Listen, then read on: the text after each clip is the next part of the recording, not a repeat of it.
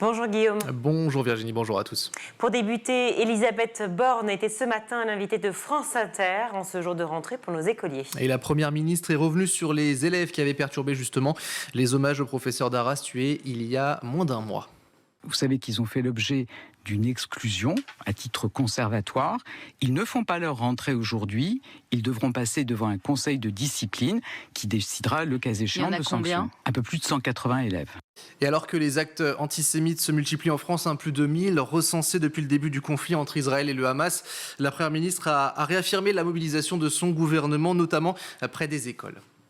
Le gouvernement est totalement mobilisé pour assurer la sécurité sur l'ensemble du territoire et notamment autour des écoles. Vous savez qu'après l'attentat d'Arras, j'ai relevé la posture Vigipirate pour passer en urgence attentat, c'est-à-dire la posture la plus élevée, et on y est toujours. Donc cela veut dire qu'il y a une mobilisation exceptionnelle de nos policiers, de nos gendarmes, qu'on a aussi renforcé le nombre de militaires qui sont mobilisés dans le cadre de l'opération Sentinelle, qu'on a aussi adapté les règles autour des écoles pour que, en particulier, il ne puisse pas y avoir de rassemblement autour des écoles. Enfin, nous vous en parlions ici, Elisabeth Borne souhaite la mise en place de moyens pour prévenir notamment les commissariats et ce en cas d'alerte, notamment via l'utilisation de boutons. Moi, ce que je cherche, c'est des mesures efficaces. Par exemple, vous savez, des boutons d'appel qui permettent de prévenir immédiatement le commissariat. Ça existe dans certains établissements. La discussion se tiendra tout à l'heure avec les associations d'élus, mais je pense que c'est par exemple une réponse qui peut être généralisée. Elisabeth Borne qui est donc l'invitée ce matin de nos confrères de France Inter.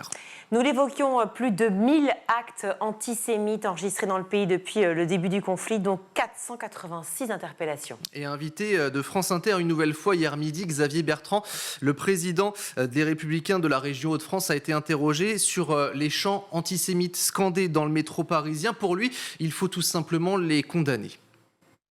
On doit réprimer très sévèrement tout ce type d'acte, qu'il soit le fait de majeurs ou qu'il soit le fait de mineurs. Et s'ils sont mineurs, que la justice aussi soit sur les parents. Vous ne venez pas au monde antisémite, mais vous le devenez. Et la question qui se pose, c'est il faut aller chercher ceux qui, à un moment ou à un autre, donnent ce poison dans la tête de ces personnes. Est-ce que c'est des décérébrés ou pas?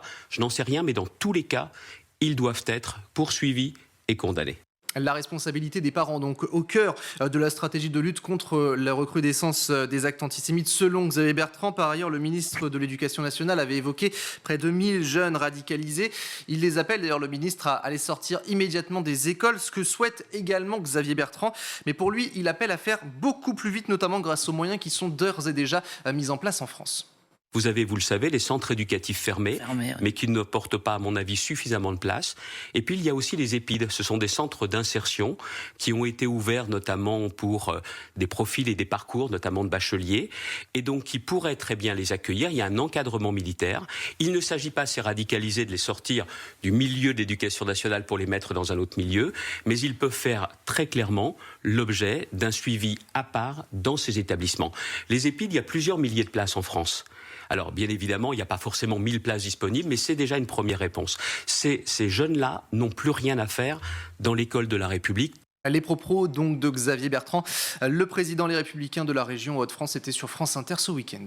Moins d'une semaine après le passage de la tempête Ciarán, rentrée perturbée en Bretagne et en Normandie pour de nombreux élèves. Effectivement, en cause des bâtiments endommagés, certains qui n'ont pas accès à l'électricité ou encore à l'eau potable, au moins 29 établissements scolaires bretons n'ont pas d'ailleurs ouvert pour cette rentrée, c'est ce qu'a annoncé l'Académie de Rennes, 20 dans les Finistères, 9 dans les Côtes-d'Armor. L'Académie qui fait savoir que demain, le retour en classe pour tous les élèves est prévu, notamment dans les Côtes-d'Armor. Dans le Finistère, 4 lycées vont garder portes closes. Un lycée de Brest ne sera d'ailleurs pas en mesure d'ouvrir ses portes cette semaine. Le rectorat qui affirme toutefois la continuité pédagogique de l'enseignement via les espaces numériques de travail. À noter que dans la Manche, ce sont aussi une quinzaine d'établissements qui restent portes closes. Au volet judiciaire, les 4 mineurs poursuivis pour harcèlement dans l'affaire du jeune Lucas ont été relaxés. Cet adolescent de 13 ans qui avait été retrouvé pendu le 7 janvier 2023 au domicile de sa famille dans les Vosges. Il subissait des faits de harcèlement dans son collège, notamment en raison de son homosexualité. Les 4 collégiens avaient fait appel après avoir été reconnus coupables de harcèlement par le tribunal pour enfants d'Épinal. Alors aujourd'hui, la Cour d'appel de Nancy a changé cette décision. Dans son verdict, la Cour a relevé le caractère odieux de ces propos propos qui ont été tenus sur une période du 1er septembre 2022 à début octobre 2022, mais elle souligne l'absence d'effets qui démontrent que ces propos avaient un impact sur la santé mentale de Lucas. Elle pointe aussi l'absence de lien de causalité avec le suicide du collégien. La famille de Lucas peut toutefois se pourvoir en cassation pour contester cette décision. Et pour terminer, près de 4 millions de téléspectateurs hier pour l'interview du ministre de l'Éducation nationale, Gabriel Attal. Le ministre qui était l'invité d'Audrey Crespo-Mara pour son portrait dans l'émission 7 à 8 sur TF1. Le ministre qui a fait de la lutte contre le harcèlement scolaire une priorité. Il a raconté lui-même avoir subi ce harcèlement lors de son adolescence. J'étais à la fin du collège, j'avais 14-15 ans.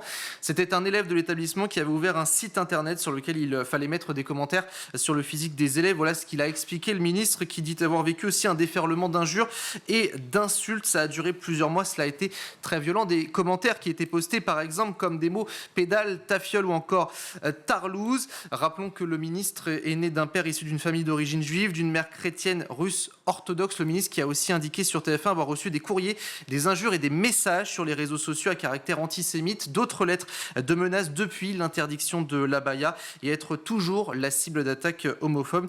Il assure toutefois s'être forgé une carapace comme la plupart des enfants aujourd'hui.